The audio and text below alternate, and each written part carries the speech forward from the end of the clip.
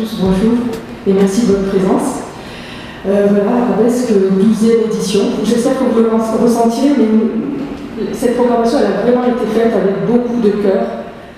La nouvelle scène arabe, comme je disais en conférence, bon, pour nous c'est pas une obligation, c'est une vocation. On a toujours fait la place belle à la nouvelle scène du monde arabe. D'abord parce qu'elle est extrêmement riche, elle est mouvante, il se passe quelque chose avec la scène arabe, elle est bouillonnante. Chaque année elle est devenue plus importante, au point de lui consacrer des soirées, alors qu'avant c'était en première partie d'un artiste. Là c'est des soirées complètes, quoi. Que ce soit sur la scène électro à travers un Arabesque Sound System de minuit à 5h du matin dans un club très réputé de Montpellier, une salle de concert mais qui fait aussi club, où on a l'habitude d'écouter de la scène électro avec Hatim donc à Châté, ce Maroco-New-Yorkais, DJ Rosma donc, qui a fait sensation, transmusicale de Rennes, et aussi la première DJ palestinienne, Skywalker. Je veux dire, elle est petite comme ça, quand elle est sur scène, c'est juste un truc de malade, quoi. 47 Soul, donc ce groupe palestinien qui vit en Égypte mais qui est d'origine palestinienne, jordanienne, suédoise. Voilà, c'est l'ONU à eux tout seuls, quoi. Et Tamer Abourzaleh, j'en ai parlé, qui est un véritable coup de cœur, hein. Moi, c'est un artiste que je suis depuis au moins 7-8 ans et que je trouve extraordinaire, pareil, quoi. Donc là, on devait l'accueillir l'année dernière et cette année, on l'accueille en ouverture de cette nouvelle scène du monde arabe. Et bon, Mehdi Haddad, il était venu en première partie de Khaled il y a 10 ans chez nous. Là, il est revenu avec un nouvel album. Et moi, son son est aussi le nouveau son du monde arabe.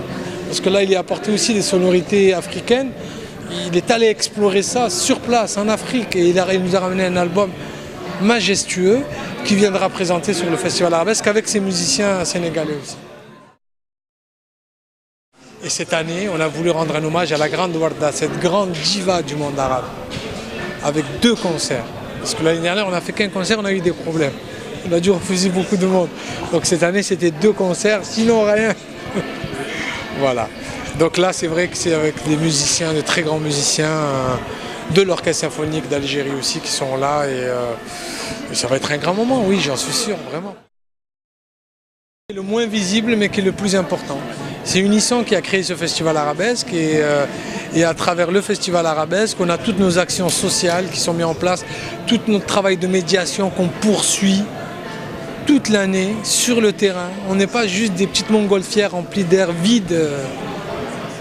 On est là, on crée des actions, on fédère un public, on a une vraie politique tarifaire et c'est important. Et c'est pour ça que Arabesque est là aussi. Je veux dire, parce que derrière, on a des gens qui sont sur le terrain toute l'année. C'est pas un slogan chez nous, la médiation, le travail de proximité. C'est une action réelle et pas fictive. Ce travail-là, ça n'est pas fait que le temps du festival. C'est un travail qui se fait au quotidien. On reçoit des jeunes au quotidien dans nos locaux. On le fait à travers les caravanes. Et ce travail-là, on va le poursuivre.